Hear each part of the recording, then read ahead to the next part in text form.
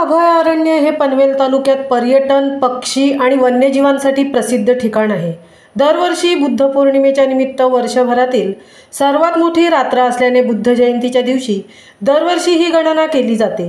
यावर्षी देखील काही संस्थांच्या मदतीने कर्नाळा अभयारण्य प्रशासनाने 24 तास पाण्याची देखरेख करीत पाणवठ्यावर ट्रॅक कॅमेरा लावत ही गणना केल्याचे श्री N.D. राठोड वनक्षेत्रपाल यांनी यावेळी सांगितले।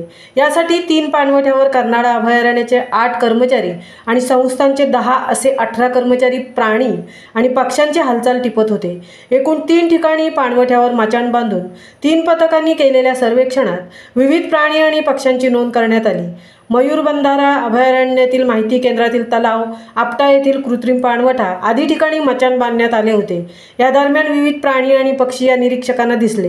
यामध्ये खार, उदमांजर, हनुमान, लंगूर, रानडुक्कर आदी प्राणी दिसून आले। कर्नाळा अभयारण्य मुख्यत्वे करून पक्षी अभयारण्य म्हणून सर्वत्र प्रसिद्ध आहे।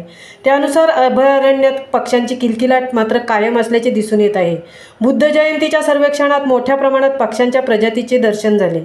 पर्णपक्षी, रानपिंगळा, कटुरगा, श्यामा, शिळकस्तूर, सुबक, शिपाई बुलबुल, निळमणी, काळ्या डोक्याचा हळद्या, हरियाल, पाचुहोला, खंड्या, वेडा राघू, रानकस्तूर, पानकावळा, कोतवाल, महाभृंगराज, नवरंग, भारतीय कोकिळ, भारद्वाज, दयाळ, टिपकेदार होला, घार, सातभाई, हळद्या, तरेवाला बुलबुल, पाचुहोला, मोनार, बगळा, कोतवाल, पांढऱ्या छातीचा किंगफिशर, काळ्या डोक्याचा हळद्या, घुबड, पार्वती, कस्तूर, रानपिंगळा, तपकिरी डोक्याचा कटरुगा, तांबट, भारद्वाज, महाभृंगराज, कावळा, बगळा, डोकावळा, कोकिळ, वटवाघूळ, बुलबुल, कोतवाल, सनबर्ड, होला, वेडा राघू, रातवा, हरियाल, कावळा, टकाचोर, बगळा, मोर, रानकोंबडा, डोकावळा, बारबेट, कोकिळ, वटवाघूळ, राखी, धनेशे, टिटवी, भारद्वाज, पावशा, सुबक, तपकिरी वनघुबड आदी पक्षी या सर्वेक्षणात आढळले आहेत।